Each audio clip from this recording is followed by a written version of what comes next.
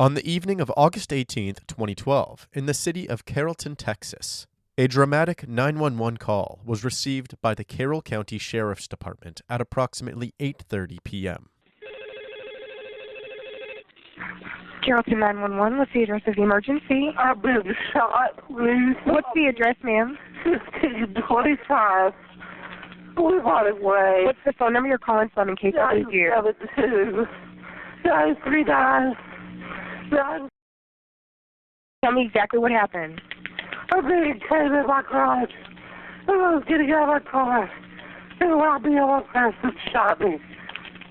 Please help me. Yes, ma'am, I've already got help started your way. Don't hang up, and I'm going to get some questions answered from you, okay? How many people was it? It just wasn't aware. Did you see him? Yeah. Was he white, black, Hispanic? He was white at least. Dark hair. How old? I don't know, maybe mid to late 20s, 30s. And what color shirt was he wearing? I don't know. He was wearing a black cap. Oh, help me. Yes, ma'am, they're already on the way. Just you stay on the phone with me, okay? I'm trying. Yeah, I know.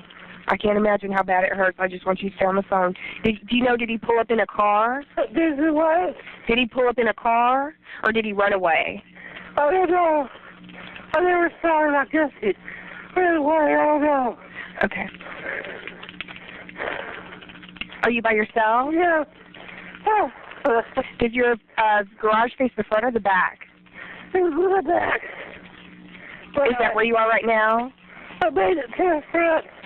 I'm going to lock my front door. Okay. I'm sitting in the chair by the front door. Oh, my God. Help me, please. Yes, ma'am, they're already on the way. What's your name? Nancy Howard. Okay. All right, Miss Howard, like I said, they're already on the way. Help me, Jesus. Help me, Lord Jesus.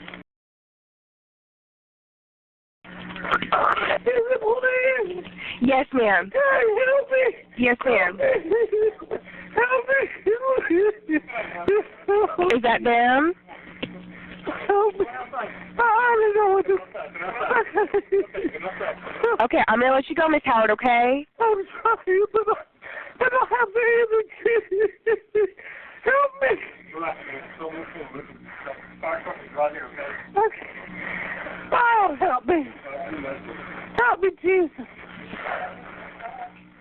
The voice you just listened to, crying for help, belongs to a 51-year-old woman by the name of Nancy Howard. Nancy had just arrived home after attending a baptism at the church that she and her very religious family frequented. 1 hour before this 911 call was received, at 7:30 p.m., Nancy stopped on her way home at a Taco Bueno, and then continued back to her place and pulled into the driveway.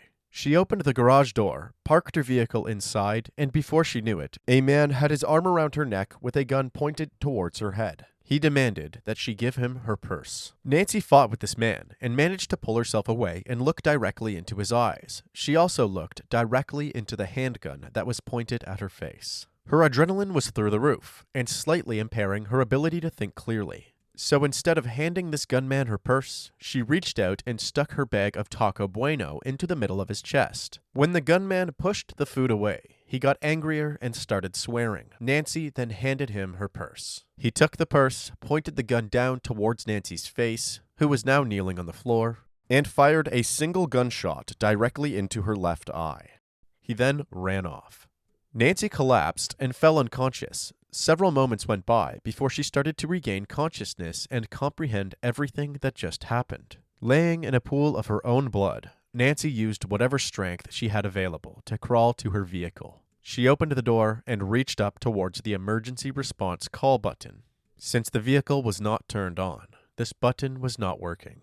So Nancy forced herself up onto her feet and walked inside the house. She managed to disarm the home alarm system and then went directly into the laundry room, which was only a few steps away from the garage door. She looked up at herself in the mirror. She described what she saw as horrifying, and the reality set in that she might die. She walked into her kitchen and called 911. The police and medical responders quickly arrived on the scene and tended to Nancy's injuries. When officers asked her who did this, Nancy replied, "I don't know who they were. It was a man that looked about 20 years old that had a strong chin, facial hair, and black-rimmed glasses. He was also wearing a hat."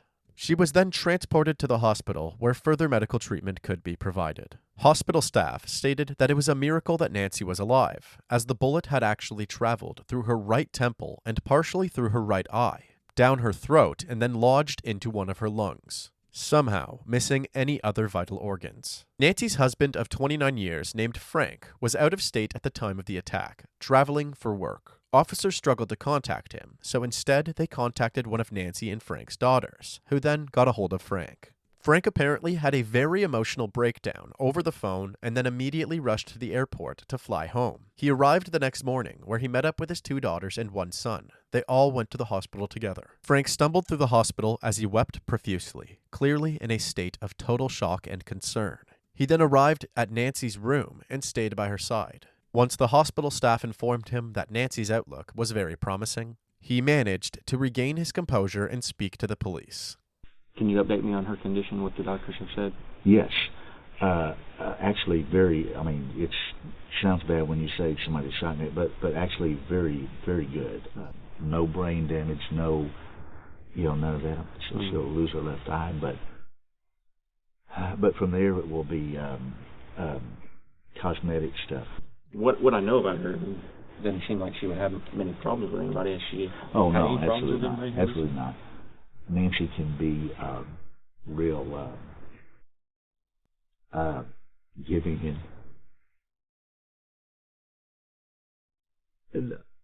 and open.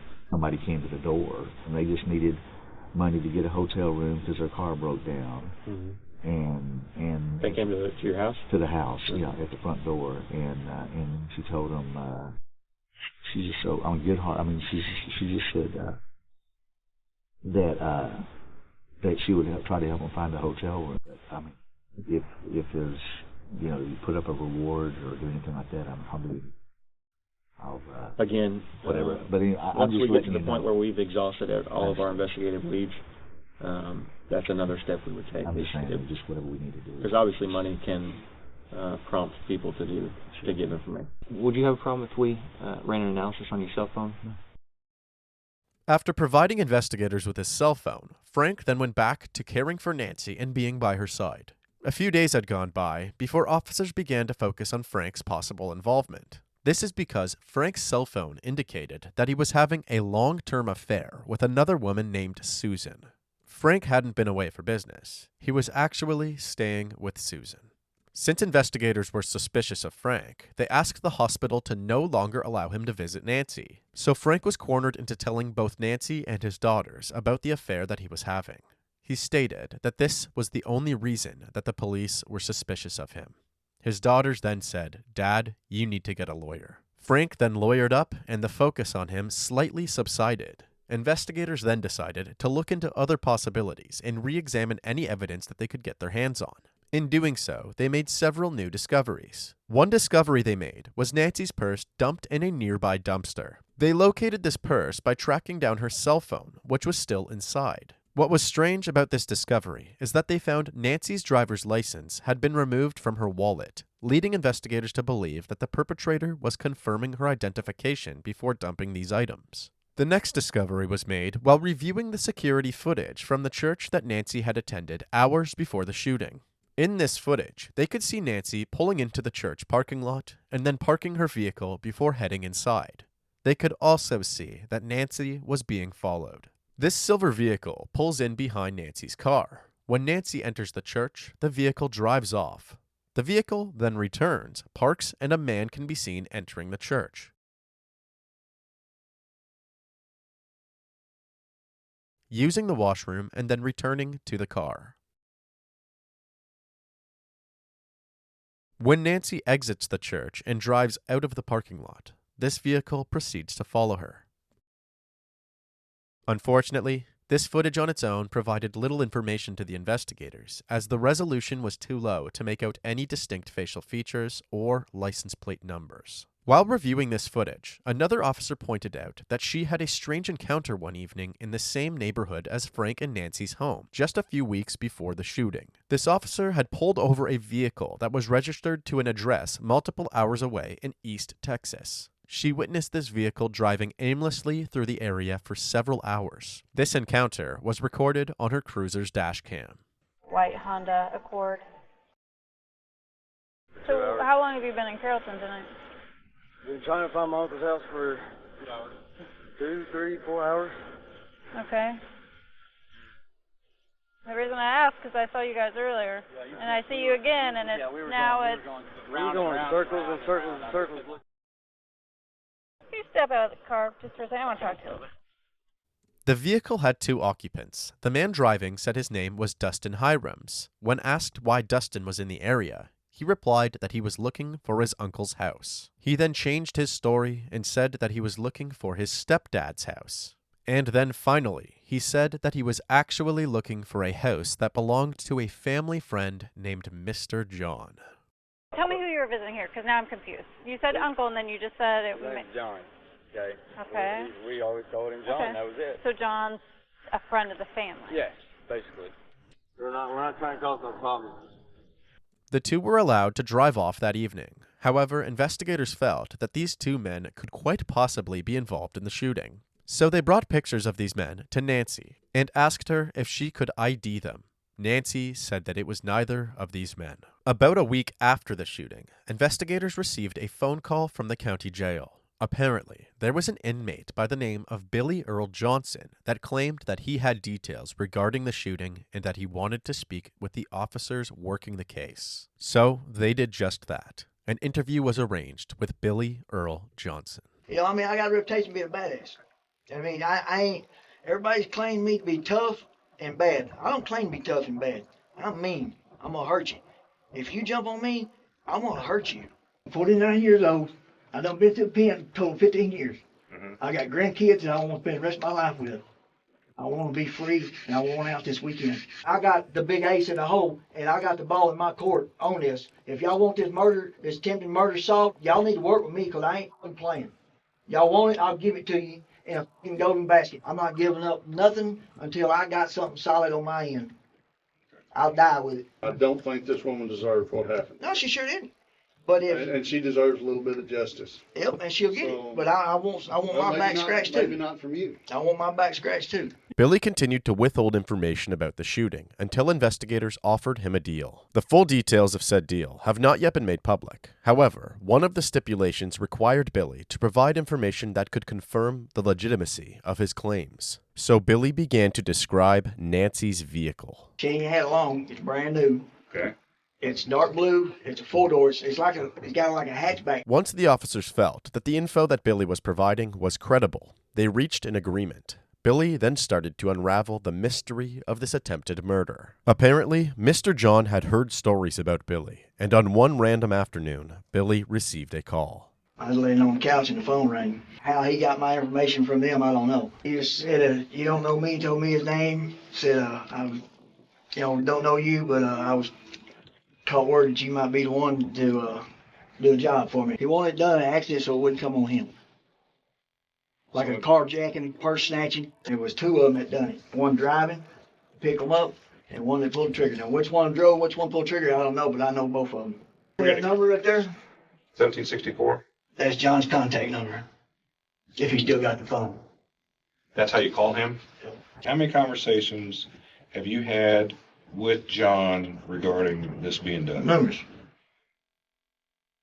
More than 10? Yeah. More than 20? 50, 60. As it turns out, Billy was considered a ringleader of an East Texas gang known as the Hee Haw Gang, and he proclaimed that this man named Mr. John was actually the one that arranged to have Nancy shot. Billy also mentioned that he knew other people that could corroborate these claims. One of these people was the man that we saw during the traffic stop named Dustin Hirams. Dustin was actually Billy's stepson. Investigators then contacted Dustin and brought him in for an interview. You're a good kid.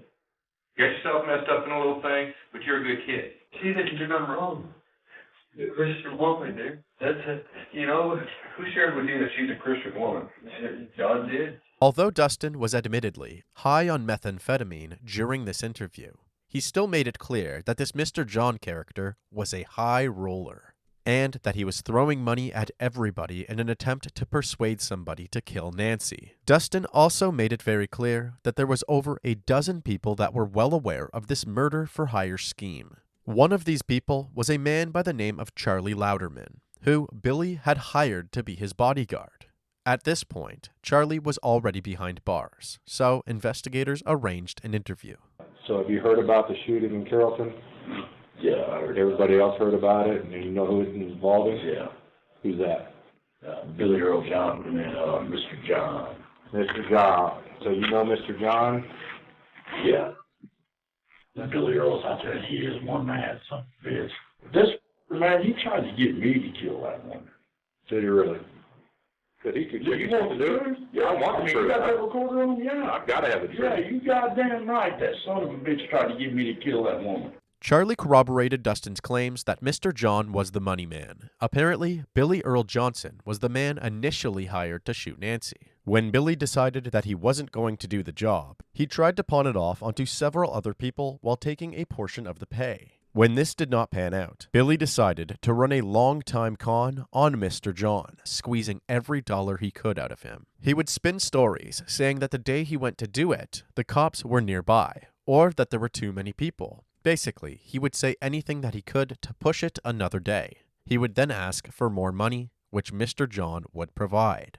He bought Billy guns, tractors, cars, basically anything that Billy wanted. Mr. John would originally provide this money in cash, but when Billy kept requesting more, Mr. John became lazy and started to send wire transfers. Charlie also told investigators that he knew somebody with a picture of Mr. John, so as investigators waited for the picture, they decided to trace these wire transfers. In doing so, they found that Mr. John had sent multiple members of the Hee Haw gang a combined total of $850,000. And when they finally received the picture, it all became clear. Mr. John was actually John Franklin Howard, aka Frank, Nancy's husband of 29 years. Frank was immediately arrested and charged with solicitation to commit capital murder. He was held on a $1 million bond. Frank was so highly regarded by the community that several friends and family members pooled their money together and managed to post his bond within days of his arrest. While Frank was awaiting his trial, officers moved forward with the two names that Billy Earl Johnson provided as the triggerman and getaway driver. One man was actually Billy's nephew, named Michael Speck. The other was a man named Michael Lawrence. Since Billy stated that he was unable to specify which of these two men did what, there was a lingering question as to which of these men would be facing an attempted murder charge. Investigators then decided to comb through Billy's jailhouse phone calls. While doing so, they found a familiar voice. Hey. Hello? Hey. What's going on, man? Not much, man. What's happening? Hey, I can get out of here. It's going to take about a month to get out of here, but I need some money. Well, I mean, what happened to Michael? I gave him a bunch of money. Well, how much you give him? And I don't even know anymore. It's been so long. You give me 20? At least. See, I just wrote Stacy a letter and told her that he, in other words, he probably me. Well, and that's what I'm saying is that, so I mean, it's that keeps happening. So I got nothing left. So where'd that money go? Yeah. That's what I'm saying. Yeah. Where'd all that money go? Because that's where he's got it all. I told him, I said, this is the last I got, and he said he'd go take care of everything. And I have heard absolutely nothing from him since. So that's my problem. I got nothing left. Yeah, nothing. No, I gave him everything. There ain't nothing you can do. I gave him everything. Although this recording seems to heavily indicate that the triggerman was likely Michael Speck, police had also received a phone call from a woman named Misty Ford. Misty stated that she was Michael Lawrence's fiancée and that he had confessed to her that he shot Nancy that day and presumed that she was dead, and that Michael Speck operated as the getaway driver. Although this statement was quite damning, officers still weren't confident who had done what, as some of this information was conflicting. So, Both Michael Lawrence and Michael Speck were charged with aggravated robbery and conspiracy to commit the murder of Nancy Howard. Throughout this entire investigation, Nancy Howard would claim that she just did not believe that Frank could have been involved. The two were happily married for 29 years and they had 3 kids together. As a family, they were very religious and went to church every Sunday. They were all very involved in the community, and Frank just did not display any characteristics of the type of person that could have done this. However, Nancy's opinion began to change as everybody awaited Frank's trial. She stated that in 2009 to 2012, when Frank began a new job working as the CFO for a man that provided resources to the military in Iraq, that he became a different person. She said this version of Frank was much more confident, yet much more mysterious. Anyways, Frank's trial took place in August of 2014, and Frank's infidelity was highlighted as the likely motive for him to hatch this murder-for-hire scheme. North Texas man's affair was front and center in court as prosecutors tried to convince a jury that he tried to have his wife killed.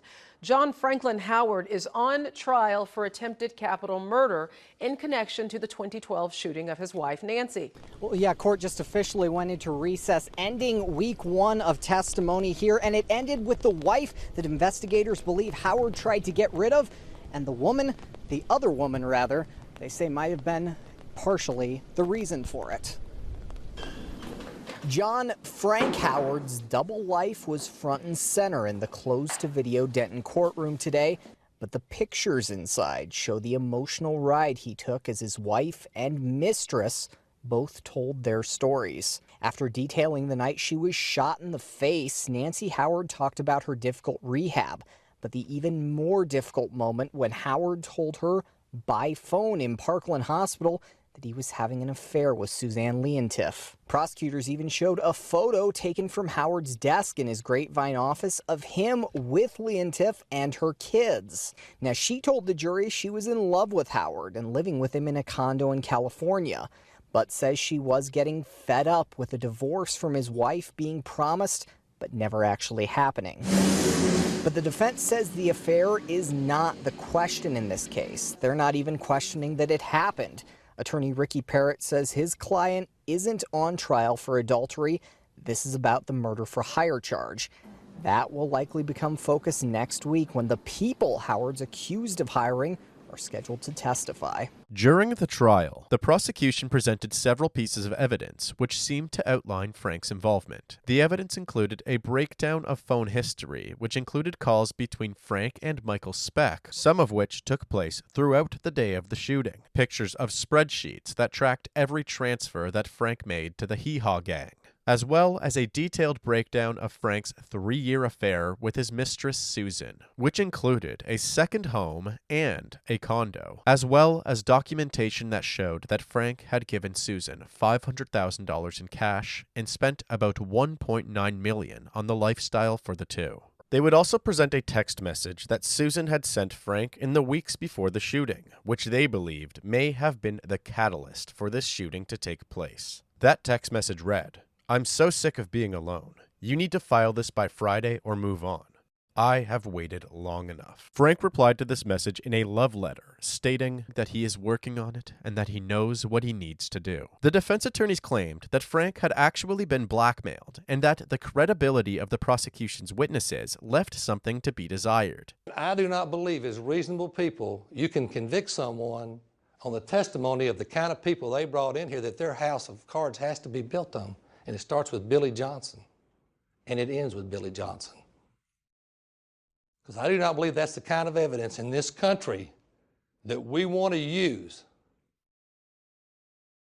to convict someone of a crime to deprive them of their liberty if they're convicted. They would also claim that the idea that Frank would want his wife of 29 years murdered as a way out of the marriage was preposterous, as Frank had already gone through a divorce in the years before he and Nancy got together. Where in the world is any evidence been told you that divorce is unacceptable to Mr. Howard? He's already had a divorce. He's been married once. Look at the evidence and ask yourself if that's what that means.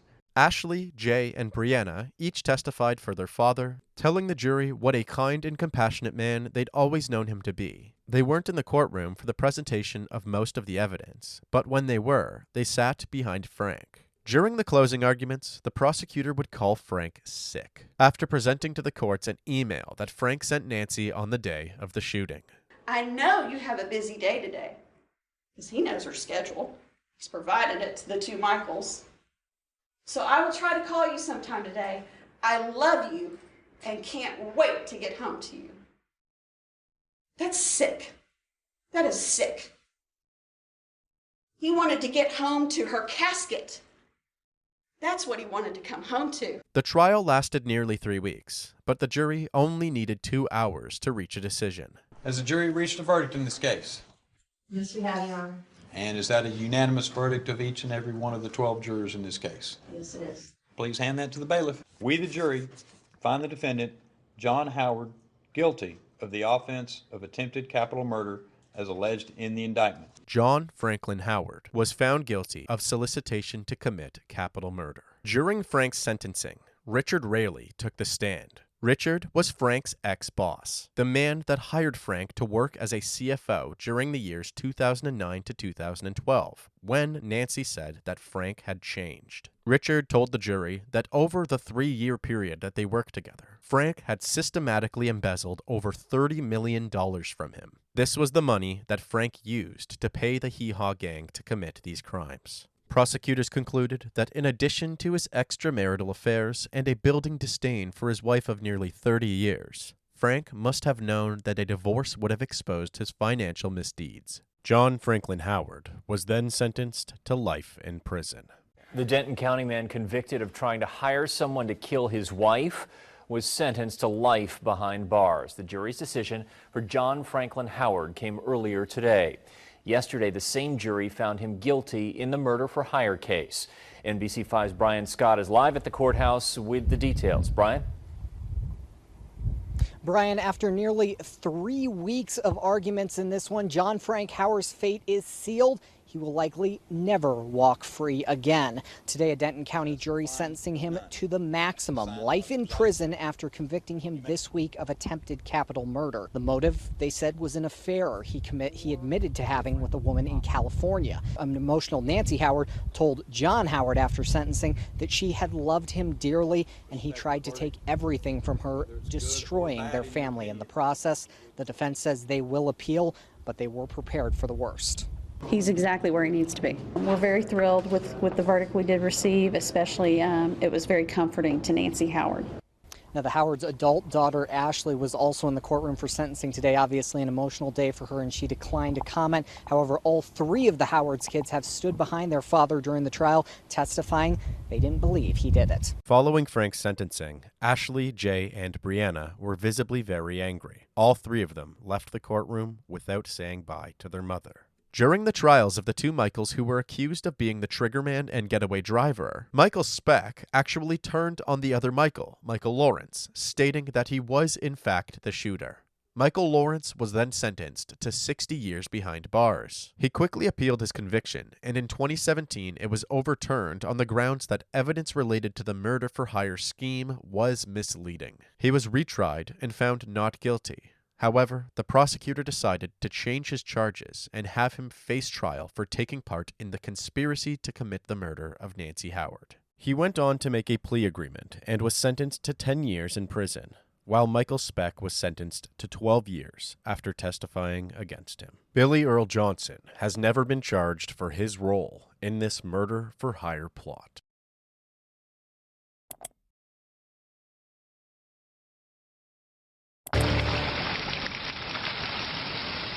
It was a living nightmare. That is how Nancy Howard describes the last 2 years.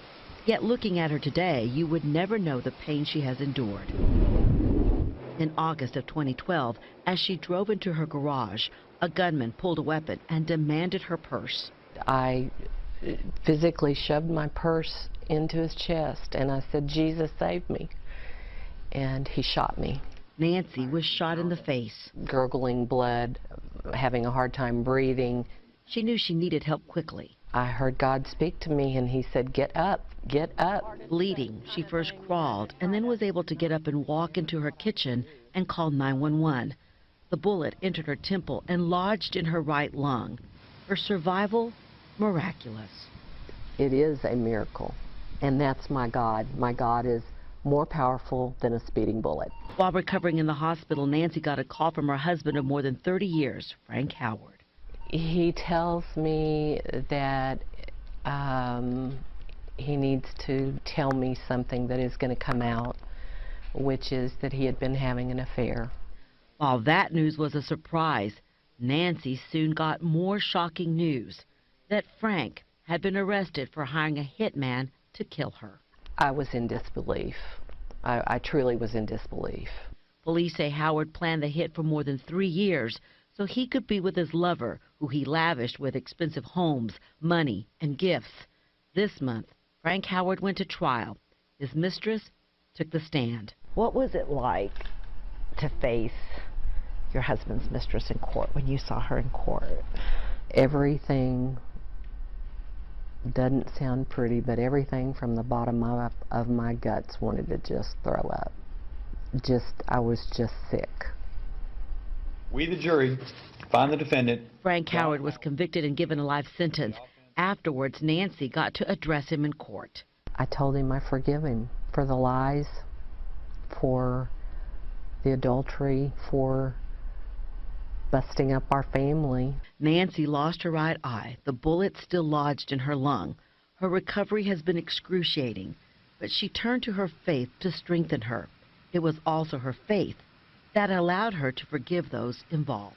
I still feel some very deep hurt, but if I wasn't able to forgive, bitterness would just take over, and my life would be controlled by that bitterness, by that anger, by that rage. She says God didn't spare her life to be angry, but to turn her pain into purpose, to tell her story of survival, to help other hurting women.